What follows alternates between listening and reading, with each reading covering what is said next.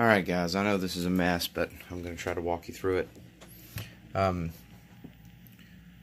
We'll start with battery 1. We know that the positive's going out to the pulse width modulator, but we'll come back to that. I have a little multimeter right here that won't stay put. 12.4. 12.4 over here on battery number 2. It is wired negative from 1 to positive to 2. 12.4. Another multimeter. From 2, going over here negative to 3, that's at 12.3 volt. You can get a good angle on it. Coming down here, I have a battery meter. Basically shows what the charge is. See how it's going from 60 to 61?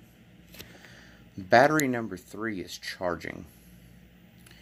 What I'm basically doing is moving power from battery 1 and 2 into 3, but off that positive line right here, which is still looping and connecting, it's sending power to this one.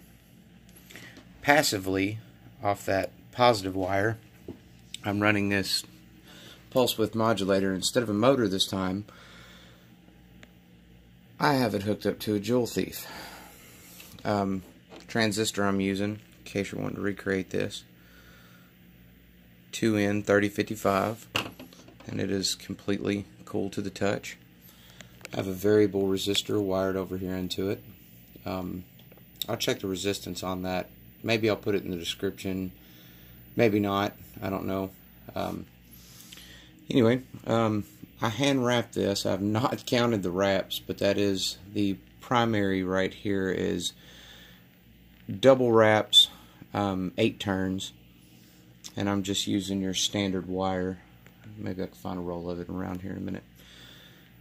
And that's magnetic wire. I do have a neodymium right here. It seems to amplify the circuit a bit. I guess it boosts the magnetic field because this is just one piece of wire right here wrapped around this toroid. So as this circuit's running passively off that circuit, I'm capturing the collapsing magnetic field in this toroid, and I'm converting that in the form of AC. I'm running it through this bridge rectifier with a diode, and I'm converting that into DC. Don't worry about this lead here. This is for the oscilloscope.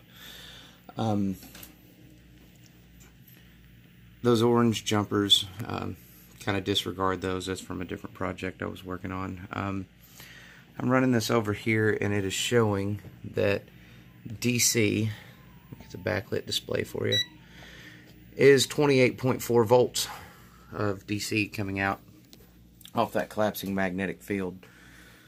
8.2 is going in. Of course, your amperage is much lower coming out of this, so I mean, don't get any ideas that it's over unity or anything. Not yet, anyway. It's just extremely high efficiency. Very minimal parts. You know, I've got a small blocking diode there. If you're wanting to know what kind those are, using these 1N4001 diodes. Dirt cheap. They're a few bucks. The variable resistor. Maybe I can reach the part number on here. Can y'all read that? Alpha 0N4. Well, there you go. So, very basic. I'll show you the bridge rectifiers that I'm using in case you want to purchase some of your own. If I have them handy. Probably not. Nothing's ever handy. But they're very basic. They're a KBP 206. So yeah, that's I'm gonna replace this variable with a few actual resistors whenever I get this coil tuned exactly the way I want it. But it's putting out some pretty bright light, and yeah, figure y'all would dig it.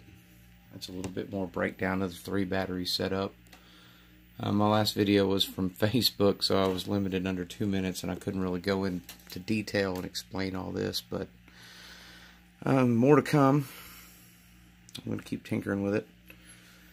And off this light, I think I'm going to run a Mendocino motor and see if I can't harness some more loss off that light being the load.